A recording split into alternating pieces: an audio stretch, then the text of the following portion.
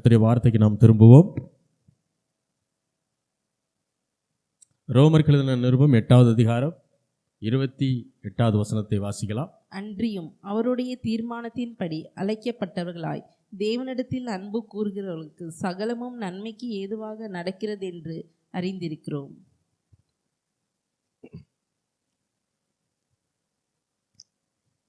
ரோமர் புத்தகத்திலிருந்து தொடர் போதனைகளை போதித்துக் கொண்டு வருகிறோம். அது தொடர்ச்சியாக இன்றைக்கும் ரோமர் 8வது அதிகாரம் 28வது வசனத்தை நாம் பார்க்க போகிறோம். கிறிஸ்துவுக்கு உட்பட்டவர்களுக்கு ஆக்கினை தீர்ப்பு இல்லை என்று பரிசுத்த பவுல் அவர்கள் போதிக்கிறார். அதற்கு அவர் பல காரணங்களை சொல்லுகிறார். அதில் மிக மிக முக்கியமான காரணம், நாம் தேவனுக்கு பிள்ளைகளாக இருக்கிறோம், ஆகையினால் நமக்கு என்ன இல்லை, ஆக்கினை தீர்ப்பு இல்லை. அதை சொல்லிக்கொண்டு வந்த பின்பு பாடுபடுகிற கிறிஸ்தவர்களை குறித்து அவர் பேசுகிறார். கிறிஸ்துவின் நிமித்தம் பாடுகளை படுகிறவர்கள், அவர்களுக்கு ஆறுதலை அளிக்கும் விதமாக பவுல் அப்போஸ்தலன் போதித்துக் கொண்டே வருகிறார். அதை போதித்துக் கொண்டே வரும்போது திடீரென்று இப்படிப்பட்டவர்களுக்கு தேவன் சகலத்தையும் நன்மைக்கு ஏதுவாகவே நடத்துகிறார் என்று போதிக்கிறார். ஏனென்றால் ஏன் அவங்களுக்கு எல்லாமே நன்மையாக நடக்குது அப்படின்னா, இவர்கள் தேவனிடத்திலே அன்பு கூறுகிறவர்கள் அல்லது தேவனால் அழைக்கப்பட்டவர்கள், அவருடைய தீர்மானத்தின்படி அழைக்கப்பட்டவர்கள் என்று சொல்லுகிறார். அப்போ என்னன்னா, அவருடைய பிளான் படி நாம் அழைக்கப்பட்டவர்களாக இருக்கிறோம். இதை சொல்லிட்டு இதை 29-30 வசனங்களிலே அவர் அதை விளக்கி போதிக்கிறார். அதை வாசிக்கலாம். ரோமர் 8:29-30.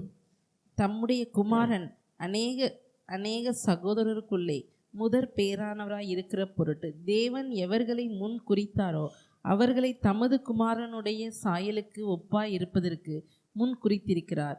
எவர்களை முன் குறித்தாரோ அவர்களை அழைத்தும் இருக்கிறார். எவர்களை அழைத்தாரோ அவர்களை நீதிமான்களும் ஆக்கியிருக்கிறார். எவர்களை நீதிமான்கள் ஆக்கினாரோ அவரை மகிமைப்படுத்தியும் இருக்கிறார். பாருங்க, தம்முடைய குமாரன் அநேக சகோதரருக்குள்ளாக முதற் பேரானவராய் இருக்கும் பொருட்டு தேவன் எவர்களை முன்னறிந்தாரோ அவர்களை தமது குமாரனுடைய சாயலுக்கு ஒப்பாயிருப்பதற்கு முன் குறித்திருக்கிறார். எவர்களை முன் குறித்தாரோ அவர்களை அழைத்திருக்கிறார். எவர்களை அழைத்தாரோ அவர்களை நீதிமான்கள் ஆக்கியும் இருக்கிறார். எவர்களை நீதிமான்கள் ஆக்கினாரோ அவர்களை மகிமைப்படுத்தியும் இருக்கிறார் என்று சொல்கிறார். ஒரு கிறிஸ்தவ விசுவாசிக்கு இதைவிட ஆறுதலை அளிக்கக்கூடிய வசனம் வேற எதுவுமே கிடையாது. இதோடைய அர்த்தம் புரிஞ்சிச்சுன்னா, இதை காட்டிலும் ஒரு ஆறுதலை அளிக்கக்கூடிய வசனம் வேற எதுவும் இல்லை. ஏன்னா ரட்சிப்புக்காக ஒரு நிச்சயமான தீர்மானத்தையும் திட்டத்தையும் தேவன் ஏற்கனவே வைத்திருக்கிறார். அது ஆதியாகமம் 1 அவர் தீர்க்க தரிசனமாக சொல்லிடுறார். அங்கே ஸ்டார்ட் ஆயிடுது. எது அப்படின்னா, மீட்பினுடைய திட்டம். உனக்கும் ஸ்திரீக்கும் உன் வித்துக்கும் ஸ்திரீயின் வித்துக்கும் பகை உண்டாக்குவேன் என்று தேவன் தான் முதல்ல என்ன செய்கிறாரு, அந்த தீர்க்க தரிசனத்தை சொல்கிறார். வேதம் முழுவதுமே மீட்பின் தேவ திட்டம் தான் வெளிப்படுத்தப்படுகிறது. முழு வேதாகமத்தினுடைய சாராம்சமே என்னென்னா, அவர் எப்படி நம்மை மீட்கிறார் என்பதை பற்றினதான காரியங்கள் தான் அதில் சொல்லப்படுது. ஏனென்றால் ஏற்கனவே இந்த இரட்சிப்பை பற்றியும் மீட்பை பற்றியும் பிதாவாகிய தேவன் உலகத் தோற்றத்திற்கு முன்பாகவே தீர்மானம் செய்து வைத்திருந்தார். அப்போது இது ஏதோ எதேர்ச்சையாக நடந்ததில்லை. இது முழுக்க முழுக்க தேவனுடைய திட்டத்தின்படி சித்தத்தின்படி நடந்தது. அவர் ஏற்கனவே போட்ட பிளான் படி தான் அது நடந்திருக்குது.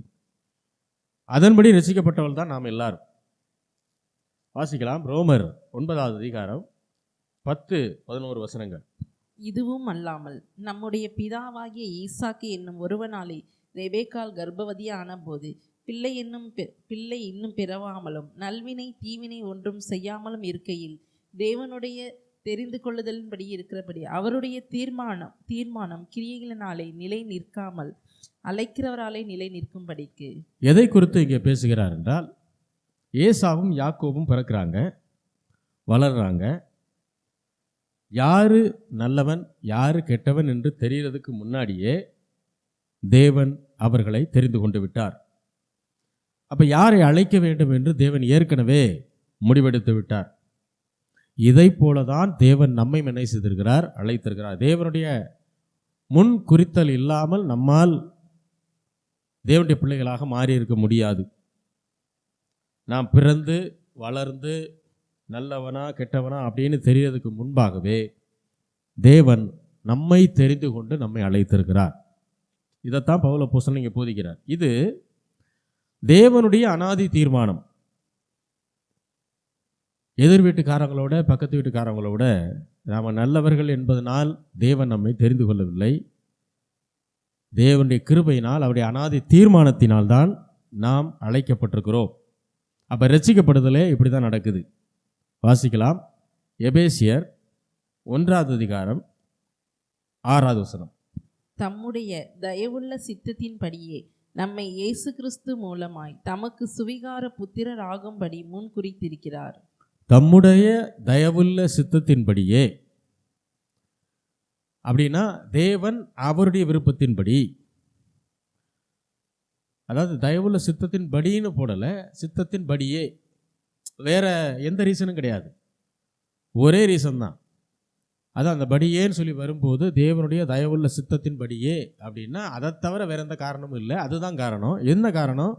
தேவன் தம்முடைய தயவுள்ள சித்தத்தின்படியே நம்மை இயேசு கிறிஸ்துவின் மூலமாய் தமக்கு, அதாவது அவருக்கு சுவிகார புத்திரராகும்படி முன் குறித்திருக்கிறார். அப்போ நாம் ரட்சிக்கப்பட்டது, முன்குறிக்கப்பட்டது எல்லாமே பிதாவாகிய தேவன் அவர் வைத்த விருப்பத்தின்படி தான். இயேசு கிறிஸ்துவின் மூலமாய் அவருக்கு நாம் பிள்ளைகளாக ஆகணும்னு அவர் ஏற்கனவே என்ன பண்ணியிருக்காரு? அவர் திட்டத்தை வைத்திருக்கிறார். நாம் ஏதோ யதார்த்தமாக ஒரு நாள் ஒரு மெசேஜை கேட்டு ஒரு ஆண்டவரை பற்றின ஒரு வெளிப்பாடை கேட்டு அப்படியே திடீர்னு மனம் திரும்பிட்டோம் அப்படின்னு நம்ம நினச்சிக்கிட்டு இருக்கிறோம். ஏன்னா நம்முடைய ஞானத்திற்கு அதுதான் தெரியுது. நம்ம அப்படி தான் ரசிக்கப்பட்டோம். ஏதோ ஒரு குடும்பத்தில் பிறந்தோம், எங்கேயோ வளர்ந்தோம், எப்படியோ ஆண்டவரை அறிந்து கொண்டு எல்லாமே அது நம்முடைய வாழ்க்கையில் ஏதோ ஒரு சம்பவம் மாதிரி நடந்திருக்குது அப்படின்னு நம்ம நினைக்கிறோம். அது நம்முடைய பார்வையிலே நமக்கு எட்டின ஞானத்தின்படி நாம் நினைக்கிறோம். ஆனால் தேவன் தம்முடைய தயவுள்ள சித்தத்தின்படி தான் நம்ம என்ன செய்தாராம்? ஆண்டவராக இயேசு கிறிஸ்துவின் மூலமாய் நாம் பிதாவுக்கு பிள்ளைகளாகும்படி நம்மை முன் குறித்திருக்கிறார். அப்போ இது முழுக்க முழுக்க நம்முடைய செயலே இல்லை, நம்முடைய கிரியைகளே கிடையாது. அவருடைய சித்தம், அவருடைய தயவு. அவர் நம்ம மேலே தயவாக இருந்ததுனால தான் அவர் நம்மை பிள்ளைகளாக, அவருக்கு பிள்ளைகளாக மாற்றணும்னு விருப்பத்தை வைத்தார். அவர் நம்ம மீது கருணை காட்டலைன்னா நம்மை அவருக்கு பிள்ளைகளாக அவர் மாற்றி இருக்க மாட்டார். 10வது வசனம் வாசிப்போம். எபேசியர் 1:10. தமக்குள்ளே தீர்மானித்திருந்த தம்முடைய தயவுள்ள சித்தத்தின் ரகசியத்தை எங்களுக்கு அறிவித்தார்.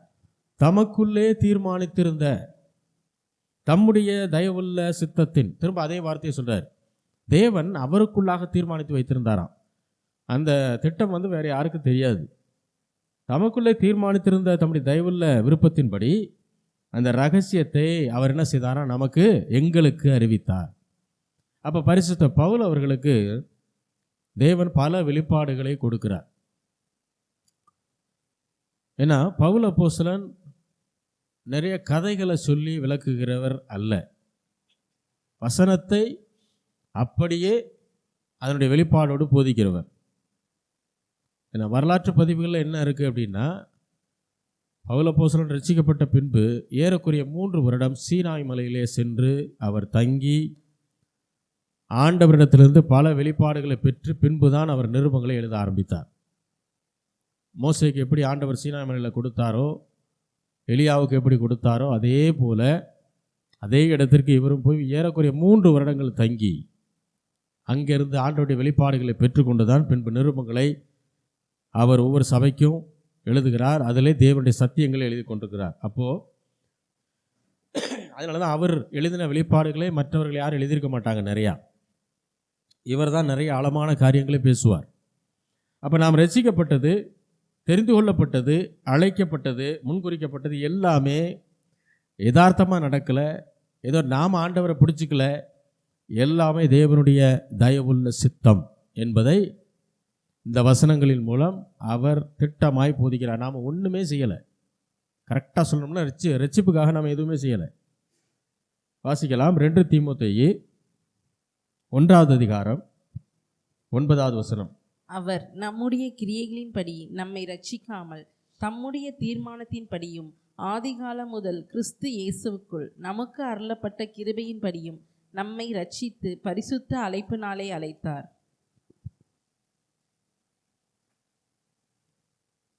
பிதாவாகிய தேவன் நம்முடைய செயல்களின்படி நம்மை ரட்சிக்கவில்லை. அதை முதல்ல டிக்ளேர் பண்ணுறார். இப்போ தீமோத்தேயுக்கு சபைக்கு எழுதும் போதும் அவர் என்னதான் எழுதுறாரு? அவர் நம்முடைய கிரியைகளின்படி நம்மை ரட்சிக்கவில்லை. அதனால தான் புதிய உடன்படிக்கையில் கிரியைகளுக்கு பெருசாக வேல்யூ கிடையாது. அதை நம்ம புரிஞ்சுக்கணும். பழைய உடன்படிக்கையில் ஆண்டவர் சில கிரியைகளுக்கு அனுமதி கொடுத்தார். ஏன் கொடுத்தாருன்னா, அதை செஞ்சு பார்த்தா உன்னால் எதுவும் பண்ண முடியாதுன்றது தெரியும். அப்போ தான் நீ புரிஞ்சுக்குவ. அதனால செய்யுன்னு சொன்னார். சில காரியங்களை நிழலாட்டமாக செய்ய சொன்னார். இதெல்லாம் எதுக்குன்னா, நம்முடைய கிரியைகள் ஒன்றும் கிடையாது, எல்லாமே அவருடைய தயவுள்ள சித்தம் தான்றதை காட்டுறதுக்கு தான். இங்கே எழுதும்போது அதே தான் எழுதுறாரு. அவர் நம்முடைய கிரியைகளின்படி நம்மை ரட்சிக்கவில்லை, தம்முடைய தீர்மானத்தின்படியும் ஆதி காலம் முதல் கிறிஸ்து இயேசுவுக்குள் நமக்கு அருளப்பட்ட கிருபையின்படி. அப்போ கிருபை யார் மூலமாக வருது? ஆதி காலத்திலிருந்து கிறிஸ்து இயேசுவின் மூலமாகத்தான் நமக்கு என்ன வருது? தேவனுடைய கிருபையை நாம் பெற முடியும்.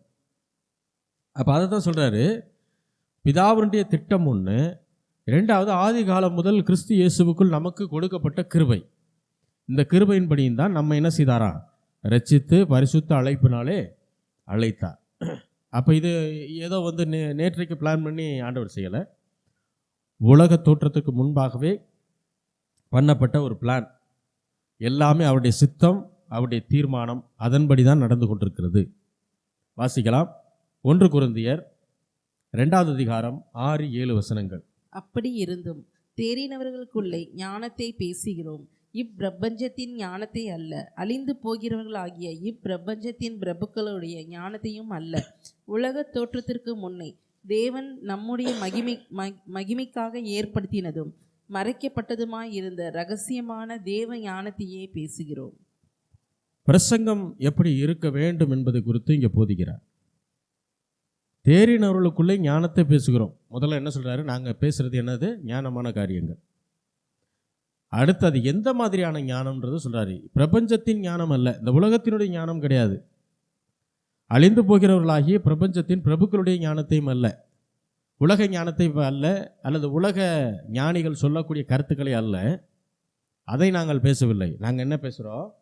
உலக தோற்றத்திற்கு முன்னே தேவன் நம்முடைய மகிமைக்காக ஏற்படுத்தின மறைக்கப்பட்டிருந்த ரகசியமான தேவ ஞானத்தை என்ன செய்கிறோம்? அப்போ உலக தோற்றம் முதல் ஏற்கனவே நாம் மகிமைப்பட வேண்டும் என்பதற்காக ஆண்டவர் சில ரகசியங்களை மறைத்து வைத்திருக்கிறார். அதைத்தான் என்ன செய்கிறாரு? தம்முடைய ஊழியக்காரர்களுக்கு அவர் அதை வெளிப்படுத்துகிறார். இதுதான் தேவ ஞானம்னு சொல்கிறார். அப்போ தேவ ஞானத்தை ஒரு பிரசங்கியார் பிரசங்கிக்க வேண்டுமே தவிர உலக ஞானத்தை அல்ல, பிரபுக்களுடைய ஞானத்தை அல்ல. உலக தோற்றத்திற்கு முன்னே தேவன் ஏற்படுத்தின காரியம் இது.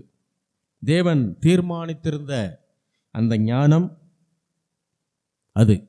அப்போ சர்ச்சில் பிரசங்கம் பண்ணும்போது எதையாவது பேசிட்டு 2 கதையை பேசிட்டு அப்படியே ஒப்பேத்துறது இல்லை. டயத்தை கடத்தலாம் அப்படின்னு எதையாவது ஒன்றை பேசிக்கிட்டு அப்படி இருக்கிறது இல்லை. தேவ ஞானத்தை தான் என்ன செய்கிறோம்? அதை போதிக்கிறோம். பிரபுக்களுக்கும் உலக ஞானிகளுக்கும் புரியாத ஒரு காரியம் இந்த தேவஞானம். இது நமக்கு புரியும். அப்படி ஒருவேளை நமக்கும் புரியலைன்னா நாம் யார்கிட்ட தான் கேட்கணும்? தேவன்கிட்ட தான் கேட்கணும். எல்லாருக்குமே ஈஸியாக புரிஞ்சிருமா அப்படின்னா சிலருக்கு இது புரியாமல் இருக்கலாம். எவ்வளவு எளிமையாக போதிச்சாலும், எவ்வளவு புரிகிற மாதிரி போதிச்சாலும் சிலருக்கு என்ன செய்யாது? இது புரியாது. அப்போ அவர்கள் செய்ய வேண்டிய வேலை என்னென்னா, பரிசுத்த ஆவியானவரே என்னுடைய குருடாக்கப்பட்ட மனக்கண்களை நீர் தான் என்ன செய்யணும்? பிரகாசிக்க செய்யணும். மனக்கண் திறக்கப்பட்டால் மட்டும்தான் தேவ ஞானத்தை எவ்வளவு எளிமையாக போதித்தாலும் அது உங்களுக்கு புரிய ஆரம்பிக்கும். மனக்கண் திறக்கப்படாத மனக்கண்களோடு ஒரு விசுவாசி சபையில் உட்கார்ந்துருந்தா எவ்வளவு எளிமையாக போதிச்சாலும் அவருக்கு என்ன செய்யாது? அது புரியாது. ஏனென்றால் இது தேவனுடைய ஞானம்.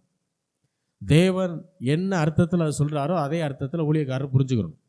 ஊழியக்காரர் என்ன அர்த்தத்தில் சொல்கிறாரோ அதே அர்த்தத்தில் விசுவாசிகள் அதை புரிந்து கொள்ளணும்.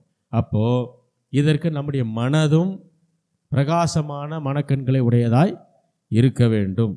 பிரகாசமான மனக்கண்கள் எப்போ உருவாகும் அப்படின்னா, அனுதினமும் பரிசுத்த ஆவியானவரோடு நாம் தொடர்பில் இருக்கும்போது தான் என்ன ஆகும், பிரகாசமான மனக்கண்கள் நமக்கு உண்டாக ஆரம்பிக்கும்.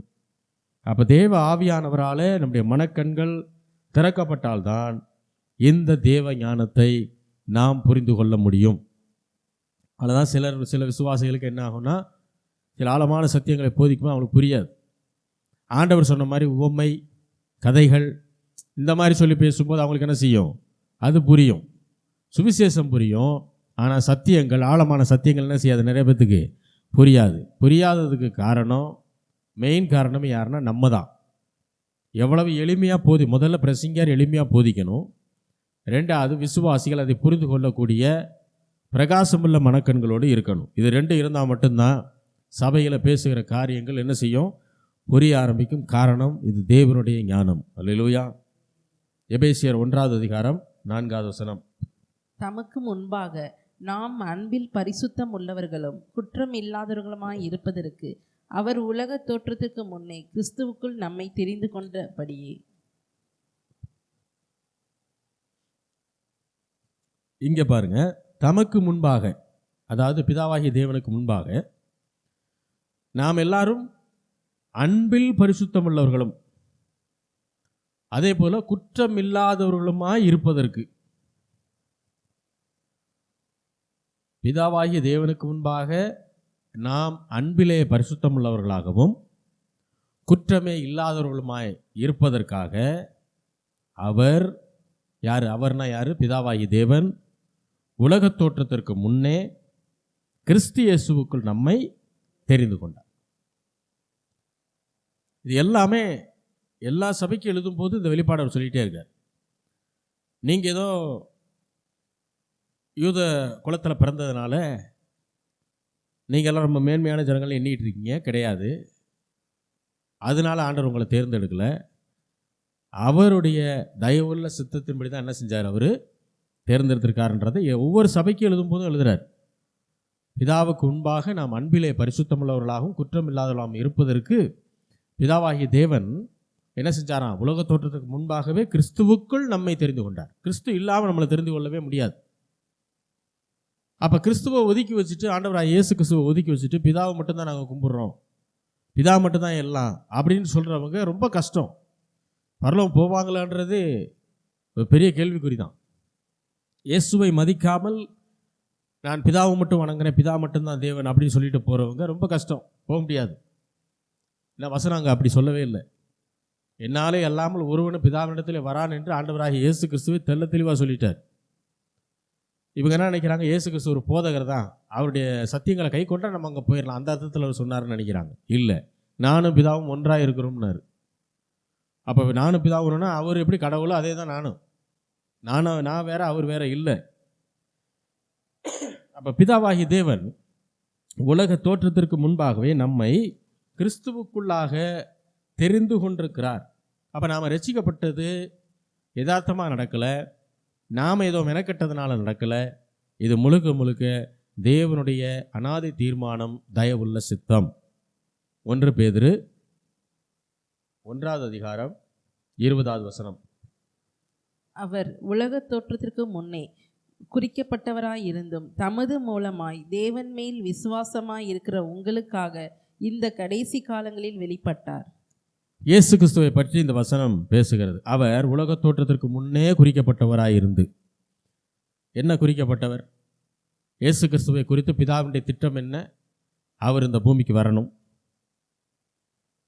மரியாளுக்கு மகனாக பிறக்கணும், மனுக்குலத்தினுடைய ஒட்டுமொத்த பாவ சாபங்கள் வியாதி தரித்திரங்களுக்காக மரித்து கல்வாரி சிலுவையில் மரித்து 3ஆம் நாள் உயிரோடு அவர் எழும்பணும். அப்படிங்கிறது உலக தோற்றத்திற்கு முன்பாகவே பிதாவினால் தீர்மானிக்கப்பட்ட ஒரு விஷயம். அதை தான் இங்கே சொல்றார். அப்போ ரட்சிப்பின் திட்டம், மீட்பினுடைய திட்டம், இப்படி ஆண்டவர் அனுப்பணும், இயேசு கிறிஸ்துவ பூமிக்கு அனுப்பிச்சு மனுஷனை பாவத்திலிருந்து எல்லாத்துலேருந்து விடுதலை ஆக்கணும்னு அந்த ஒரு திட்டம் இருக்கு இல்லையா, மீட்பினுடைய திட்டம். ரட்சிப்பினுடைய திட்டம் மனிதன் பாவம் செஞ்சதுக்கு அப்புறம் ஏற்படுத்தப்படலை. அது எப்போ ஏற்படுத்தப்பட்டுச்சான்? உலகமே தோன்றுவதற்கு முன்பாகவே. அப்போ ஆண்டவருக்கு எல்லாமே தெரியுது. அதனால தான் அவர் ஆண்டவர். அவருக்கு மனுஷனை உண்டாக்குனா அவன் என்ன பண்ணுவான்? அவன் பாவம் செய்வான்.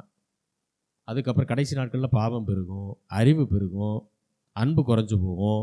இது எல்லாமே அவருக்கு தெரியும். அதனால தான் நாம் ஜெபிக்கும்போது அவர்கிட்ட நமக்கு என்ன வேணுமோ அதை கேட்க கரெக்டாக குறிப்பாக கேட்கறதுக்கு நம்ம பழகணும். அவருடைய சித்தத்தின்படி நாம் எதை கேட்டாலும் அதை நமக்கு தருவேன் என்று சொன்னார். அப்போ ஜெபத்தில் நாம் கேட்கும்போது எனக்கு இந்த மாதிரியான ஒரு விஷயம் வேணும் அப்படின்னு நம்ம என்ன செய்யணும்? குறிப்பாக கேட்க தெரியணும். ஏன்னா நம்முடைய சூழ்நிலைகள் எல்லாமே ஆண்டவருக்கு தெரியும். நாம் சொல்லி விளக்கி தான் அவருக்கு தெரியணுன்றதே கிடையாது. ஜெபம் என்பதே ஆண்டவரோடு உறவாடுவது. அப்போ உறவாடும்போது தேவன்கிட்ட நாம் கேட்குறோம் அப்படின்னா எனக்கு இந்த மாதிரியான ஒரு விஷயம் இப்படி வேணும் அப்படின்னு கேட்கணும். அதே நேரத்தில் ஒருவேளை நாம் கேட்பது தேவனுடைய சித்தமாய் இல்லாதிருந்தால், ஆண்டவரே இது என்னுடைய விருப்பம், ஒருவேளை அது உங்களுடைய சித்தமாக இல்லாமல் இருந்தால் உம்முடைய சித்தத்தின்படி எனக்கு என்ன செய்யட்டும்? காரியங்கள் நடக்கட்டும்னு சொல்லணும். அப்போது உலகத் தோற்றத்திற்கு முன்பாகவே பிதாவினால் தீர்மானிக்கப்பட்ட ஒரு விஷயந்தான் நீங்களும் நானும் இயேசு கிறிஸ்துவின் மூலமாய் ரட்சிக்கப்பட வேண்டும் என்பது. அப்போ ரட்சிப்பின் திட்டம் மனிதன் பாவம் செஞ்சதுக்கு அப்புறம் ஏற்படுத்தப்படலை, உலக தோற்றத்திற்கு முன்பே பிதாவாகிய தேவனால் ஏற்படுத்தப்பட்டது. இஸ்ரவேல் ஜனங்களுக்கு ஆண்டவர் நியாயப்பிரமாணத்தை கொடுத்ததனுடைய நோக்கமே அவங்க எல்லாத்தையும் கரெக்டாக ஃபாலோ பண்ணிடுவாங்கன்றதுக்காக கொடுக்கல. அதை ஃபாலோ பண்ணி பார்த்து பண்ண முடியலைன்றதை உணர்வாங்க. அதுக்காக தான் ஆண்டவர் கொடுத்தார். ஏன்னா எந்த மனுஷனும் நியாயப்பிரமாணத்தின் கிரியைகளினாலே நீதிமான் ஆக்கப்படுகிறது இல்லை. அதை யாரும் பெர்ஃபெக்டாக ஃபாலோ பண்ண முடியாது. அப்படியே ஃபாலோ பண்ணாலும் கடைசியில் ஒரு முடிவுக்கு வருவாங்க, கண்டிப்பாக என்னால் என்ன செய்ய முடியல, நீதிமானாய் மாற முடியல, இதில் எல்லாம் பாஸ் பண்ணிட்டேன், இதில் ஃபெயில் ஆகிட்டேன் அப்படின்னு மனிதன் உணர்வான். அதுக்காக தான் ஆண்டவர் என்ன செய்தார்? 10 கட்டளைகளையும் நியாயப்பிரமாணங்களையும் கொடுத்தார். அப்போ அவங்களால கடைபிடிக்க முடியாது என்பதை காட்டுவதற்காகத்தான் ஆண்டவர் இதை செய்தார். அது எதுக்கு காட்டணும் அப்படின்னா, அப்போ தான் மனுஷன் என்ன செய்வான்? தன்னை பாவி என்று உணர ஆரம்பிப்பான். இல்லைன்னா அவங்க என்ன நினைக்கிறாங்க? நாங்கள் இஸ்ரவேல் ஜனங்கள், நாங்கள் தேவனால் தெரிந்து கொள்ளப்பட்ட ஜனங்கள், நாங்கள் தான் மேன்மக்கள், மற்றவர்கள் எல்லாரும் கீழே தான், நாங்கள் ரொம்ப உயர்ந்தவர்கள் அப்படின்னு அவர்களுக்குள்ளாக எண்ணங்கள் இருக்குது. அப்போ அந்த எண்ணத்தை உடைக்கணும் அப்படின்னா அவங்களுக்கு சில ரூல்ஸை கொடுக்குறாரு. அந்த ரூல்ஸ் அவங்களால ஃபாலோ பண்ண முடியல. இந்த ரோமர் 8 5 காரியங்களை தேவன் செய்கிறார். 1, எவர்களை முன்னறிந்தாரோ, அப்படிதான் அந்த வசனத்தை வாசிங்க. எவர்களை முன் அறிந்தாரோ அவர்களை அழைத்தும் இருக்கிறார். எவர்களை அழைத்தாரோ அவர்களை நீதிமான்களும் ஆக்கியிருக்கிறார். எவர்களை நீதிமான்கள் ஆக்கினாரோ அவர்களை மகிமைப்படுத்தியும் இருக்கிறார். 5 காரியங்கள். 1, எவர்களை முன் அறிந்தாரோ அவர்களை முன் குறித்தார். இது முதல் காரியம். எவர்களை முன் குறித்தாரோ அவர்களை அழைத்தும் இருக்கிறார். 2வது காரியம். 3வது காரியம், எவர்களை அழைத்தாரோ அவர்களை நீதிமான்கள் ஆக்கியிருக்கிறார். 4வது காரியம், எவர்களை நீதிமான்கள் ஆக்கியிருக்கிறாரோ அவர்களை மகிமைப்படுத்தியும் இருக்கிறார். அதாவது மொத்தம் 4 காரியங்கள். அப்போது முதல்ல முன் அறிந்திருக்கிறார், 2வது முன் குறித்திருக்கிறார், 3வது அழைத்திருக்கிறார், 4வது நீதிமான்கள் ஆக்கியும் இருக்கிறார், 5வது மகிமைப்படுத்தி இருக்கிறார். 5 காரியம். அப்போ மகிமைப்படுத்தி இருக்கிறார் அப்படின்னா இதை எல்லாத்தையும் செய்கிறது பிதாவாகிய தேவன் தான் செய்கிறாரே தவிர நம்முடைய கிரியைகள் இதில் எதுவுமே இல்லை. ஏன்னா முன் அறிந்தது அவர், முன் குறித்ததும் அவர், அப்புறம் அழைத்தது அவர், பின்பு நீதிமான்களாய் ஆக்கினது அப்படின்னா அவருடைய பிள்ளைகளாய் மாற்றினது. பாவியாக இருந்த நம்மை நீதிமான்களாய் மாற்றினது அதுவும் அவர் தான். மகிமைப்படுத்தியும் இருக்கிறார். என்ன மகிமைப்படுத்தி இருக்கிறார் அப்படின்னா நம்முடைய வாழ்க்கை இந்த பூமியில் முடியும் போது நாம் எங்கே போவோம்? ஒரு மகிமை உள்ள இடத்துக்கு போவோம். அதற்கான கேரண்டி நம்மக்கிட்ட இருக்குது.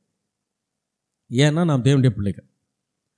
நம்மை முன்குறித்தார், முன் அறிந்தார், முன்குறித்தார், அழைத்தார், நீதிமான்கள் ஆக்கினார். இதெல்லாம் எதுக்குன்னா நம்மை மகிமைப்படுத்துவது.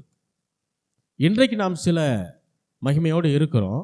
ஆனால் இதை முழுவதுமாக அவர் எப்போ காட்டுவார்னா, மற்ற ஆண்டவரை ஏற்றுக்கொள்ளாத மக்களுக்கு முன்பாக நாம் தான் தேவனுடைய பிள்ளைகள் என்பதை அவர் பிரஸ்தாபப்படுத்துவார். அதுதான் மகிமைப்படுத்துவது. இப்போ இது எல்லாத்தையும் செய்கிறது மனிதன் அல்ல, பிதாவாகிய தேவன். அப்போ இதிலிருந்து நமக்கு ஒன்று புரியுது, பிதாவாகிய தேவனும் அன்பாகவே இருக்கிறார். ஆண்டவராகிய இயேசு கிறிஸ்துவும் அன்பாகவே இருக்கிறார்.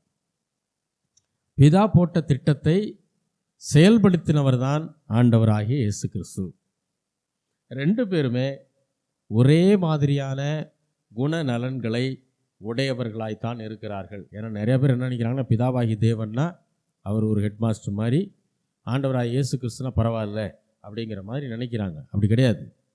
பிதாவாகிய தேவன் போட்ட திட்டத்தை தான் ஆண்டவராகிய இயேசு கிறிஸ்து செயல்படுத்தினார்.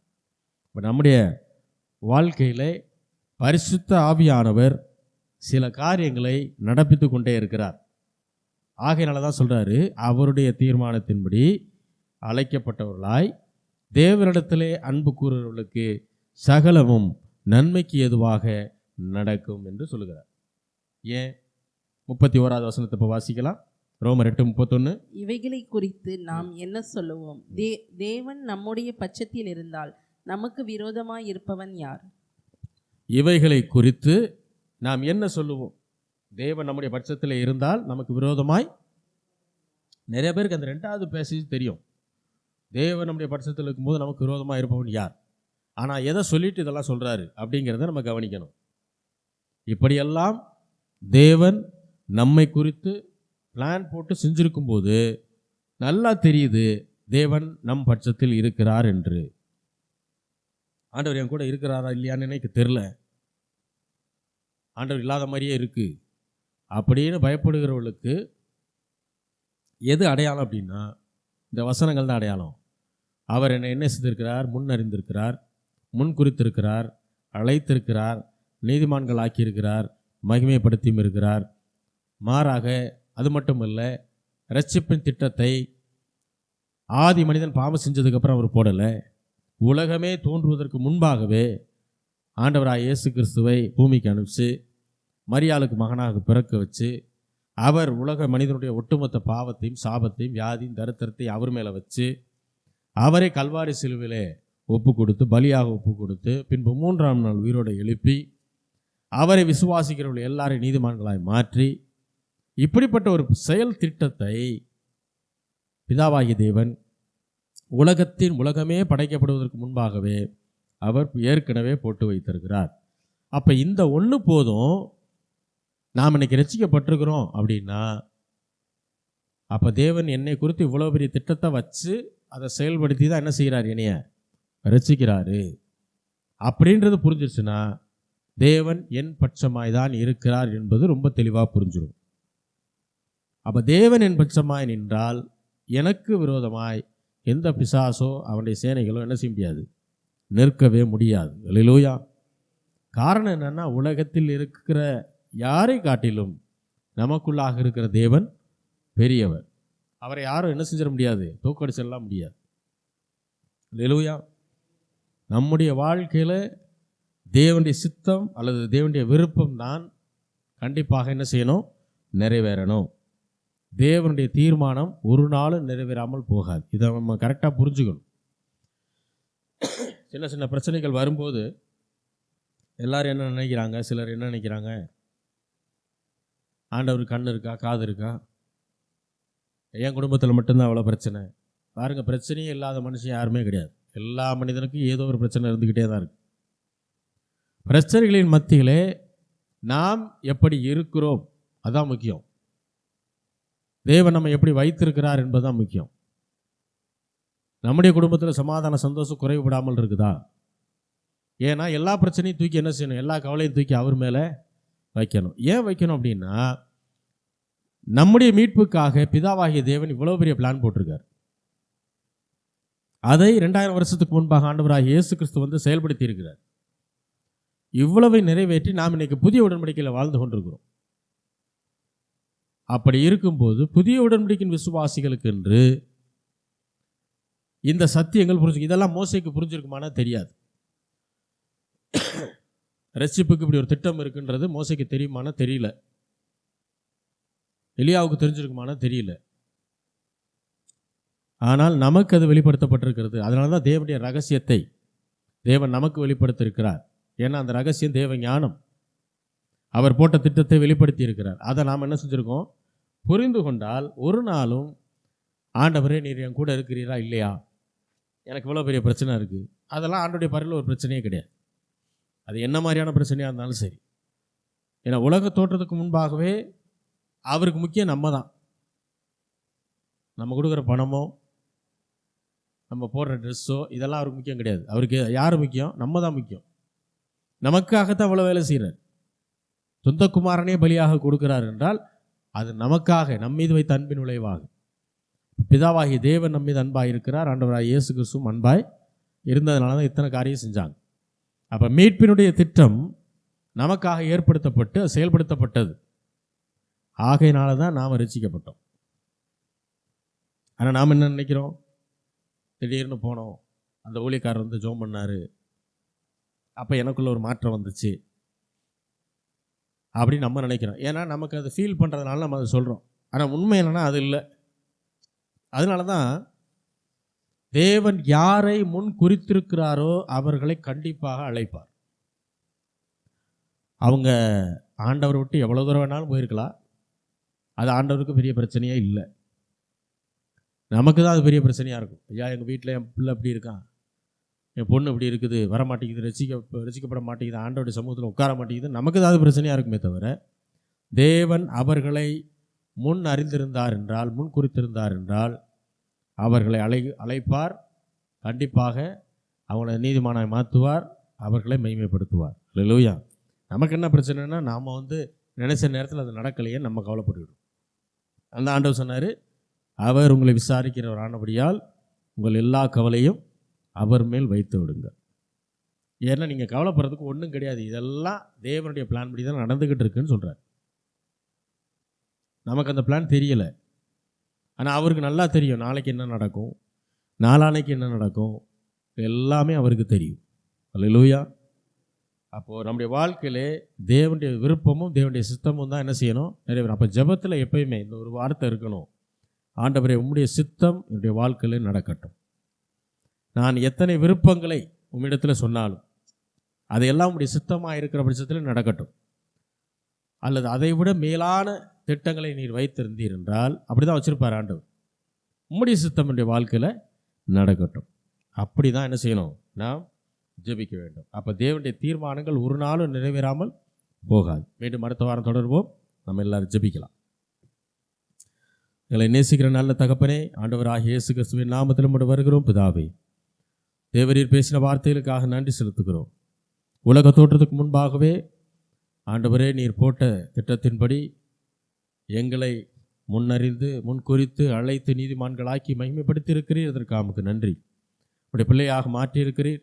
கிறிஸ்து இயேசுவுக்குள்ளாக எங்களை மாற்றியிருக்கிறீர். இதற்காக உமக்கு நன்றி செலுத்துகிறேன். ஆண்டவரே, பார்த்து கொண்டிருக்கிற ஒவ்வொரு தேவனுடைய பிள்ளைகளை ஆசீர்வதியும். அவருடைய தேவையில் சந்திக்கப்பட்டு மீதம் எடுப்பார்களாக.